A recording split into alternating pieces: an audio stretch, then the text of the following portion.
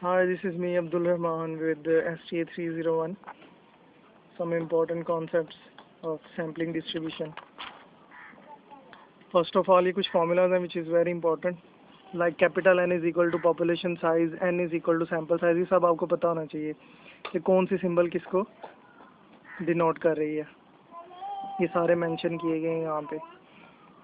चार concepts हैं: sampling distribution of mean, sampling distribution of difference between means, sampling distribution of proportion, sampling distribution of difference between proportions. सबसे पहले start करते हैं sampling distribution of mean. sampling distribution of mean दो तरीके से होती है, with replacement और without replacement. with replacement में इसके sample बनाने का जो तरीका है वो कैपिटल N, C और स्मॉल n. अब इसको सॉल्व कैसे करेंगे? अगर आपके पास n की वैल्यू है और स्मॉल n की वैल्यू है तो साइंटिफिक कैलकुलेटर पे देखेंगे आप, यहाँ पे इसकी वैल्यू पुट करेंगे, देन C प्रेस करेंगे कैलकुलेटर से, देन स्मॉल n और देन इक्वल करेंगे तो वो आंसर आ जाएगा. इसकी दो प्रॉपर्टीज है, mu of x bar is equal to mu sigma of x bar is equal to sigma over n का अंडर रूट.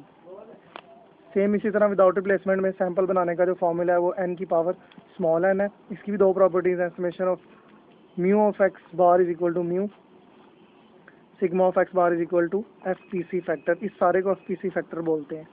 इसमें एक एग्जांपल है 0 1 2 3 4, ये बुक में भी गिवन है. इसमें हमने वेरीफाई करना होता है कि left hand side is equal to right hand side, जो कि एग्जामिनर ने पूछा होगा. लाइक वो पूछ लेता है कि mu of x bar is equal to mu और sigma of x bar is equal to FPC factor, ये प्रूव करें. तो इसके लिए अब हमें ये दोनों चीज़ें निकालनी पड़ेंगी. Then we will show that left hand side is equal to right hand side. So let's start. Population size capital N, जो कि पता चलेगा 1 2 3 4 5. पॉपुलेशन का साइज हमारे पास कैपिटल N आ गया 5. उसके बाद सैंपल साइज है जो कि स्मॉल n से डिनोट करते हैं, वो उसने क्वेश्चन में बताया हुआ है कि 2 है. अब इसमें सैंपल बनाएंगे कैपिटल N स्मॉल n, 5 2 आ जाएगा, 5 C2 करेंगे तो आंसर आ जाएगा 10. इट मीन्स के 10 सैंपल बनेंगे.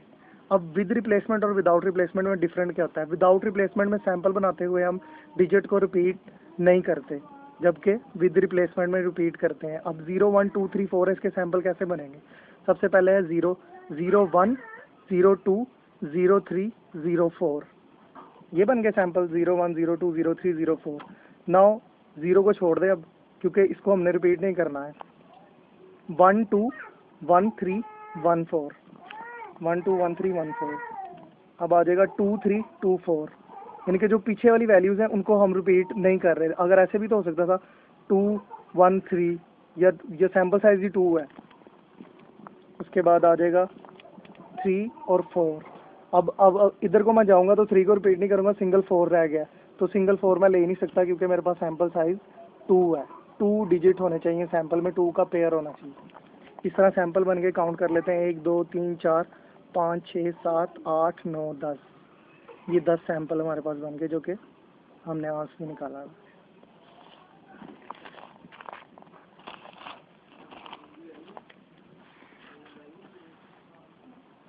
उसके बाद क्या करना है, जो सैंपल्स हमने बनाए हैं उसको जो है ना एक कॉलम में सारों को तरतीब वाइज लिख लेते हैं. 0 1 0 2 0 3 0 4 1 2 1 3 1 4 2 3 3 2 4 3 4.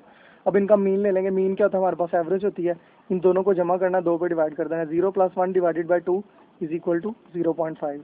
0 + 2 divided by 2 is equal to 1. 0.0 + 3 divided by 2 is equal to 1.5. इसी तरह सबको ऐड करके 2 पे डिवाइड करी जाएंगे तो ये हमारे पास मीन आता जाएगा. अब हमने क्या करना है, सबसे पहले तो हमने निकालना mean of sampling distribution which is equal to mu of x bar. हमने पहले फॉर्मूले देखे थे, वहाँ पे इसको डिनोट किया गया था म्यू ऑफ एक्स बार से. इसका फार्मूला होता है summation of x bar F into x bar. अब ये कैसे निकलेगा इसका समेशन? इसके लिए थोड़ी सी वर्किंग करनी पड़ती है, 2-3 कॉलम बनेंगे, वो देखते हैं. अब एक्स बार, जब जैसा कि हमने स्टार्ट में पहले देखा था कि हमारे पास एक एक्स होता था, फिर हम उसकी फ्रीक्वेंसी डिस्ट्रीब्यूशन बनाते थे कि डाटा में वो वैल्यू कितनी दफ़ा रिपीट हो रही है. अब ये एक्स बार जो आपने ऊपर मीन निकाला है यहाँ पे, इन सब को जो है ना असेंडिंग ऑर्डर में यहाँ पे लिख लेना, लेकिन रिपीट कोई भी डिजिट नहीं करना. लाइक 0.5 आ गया हमारे पास, 1 आ गया, 1.5 आ गया, 1.5 2 दफ़ा है तो इसको हम 1 दफ़ा लिखेंगे यहाँ पे. इन सब को इसी तरह असेंडिंग ऑर्डर में लिख लेना, लेकिन रिपीटिशन नहीं करनी. उसके बाद आ जाएगी फ्रीक्वेंसी. अब हम देखेंगे कि ये जो 0.5 है ये कितनी दफ़ा इस डाटा में रिपीट हो रहा है.